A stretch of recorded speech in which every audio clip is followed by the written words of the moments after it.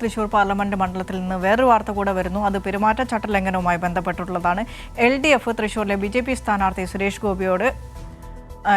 സുരേഷ് ഗോപിക്കെതിരെ ഒരു പരാതി നൽകിയിരുന്നു. ഈ പരാതിയിൽ സുരേഷ് ഗോപിയോട് തെരഞ്ഞെടുപ്പ് കമ്മീഷൻ വിശദീകരണം തേടിയിരിക്കുകയാണ്. 2 ദിവസത്തിനകം സ്ഥാനാർത്ഥി വിശദീകരണം നൽകണമെന്നാണ് ജില്ലാ വരണാധികാരിയായ ജില്ലാ കളക്ടർ ആവശ്യപ്പെട്ടിട്ടുള്ളത്. ഇതിനിടെ ക്രൈസ്തവ വിശ്വാസികളെ സ്വാധീനിക്കുന്നതിനായി സുരേഷ് ഗോപി പാടിയ ഒരു ക്രിസ്തീയ ഭക്തിഗാനവും തൃശൂരിൽ BJP വ്യാപകമായി തെരഞ്ഞെടുപ്പ് രംഗത്ത് പ്രചരിപ്പിക്കുന്നുണ്ട് എന്നുള്ള വാർത്തകളും വരുന്നു.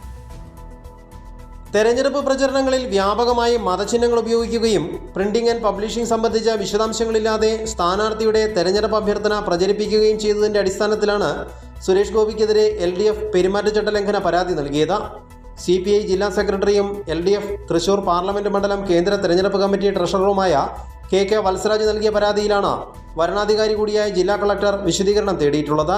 2 ദിവസത്തിനകം സ്ഥാനാർത്ഥി വിശദീകരണം നൽകണമെന്നും ജില്ലാ കളക്ടർ നോട്ടീസ് മുഖേന ആവശ്യപ്പെട്ടു. ജനപ്രാതിനിധ്യ നിയമത്തിലെ വിവിധ വകുപ്പുകൾ പ്രകാരമാണ് പരാതി നൽകിയിട്ടുള്ളത്. സുരേഷ് ഗോപിയുടെ തെരഞ്ഞെടുപ്പ് പ്രചരണങ്ങളിൽ വ്യാപകമായി മതചിഹ്നങ്ങൾ ഉപയോഗിച്ചു വരുന്നുണ്ട്. പലയിടത്തും തെരഞ്ഞെടുപ്പ് വാഗ്ദാനങ്ങൾ നൽകുന്നതിനിടെ മതസ്പർദ്ധ സൃഷ്ടിക്കാനുള്ള ശ്രമവും നടക്കുന്നുണ്ട്.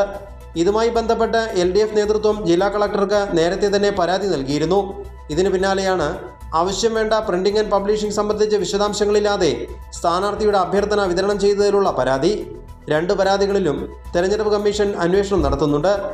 ഇതിനിടെ ക്രൈസ്തവ വിശ്വാസികളെ സ്വാധീനിക്കുക എന്ന ലക്ഷ്യത്തോടെ സുരേഷ് ഗോപി പാടിയ ഒരു ക്രിസ്തീയ ഭക്തിഗാനവും യേശുവിൻ്റെ ചിത്രങ്ങൾ ഉപയോഗിച്ച് എഡിറ്റ് ചെയ്ത് BJP-ക്കാർ പ്രചരിപ്പിച്ചു വരുന്നുണ്ട്. കൈരളി ന്യൂസ്, തൃശൂർ.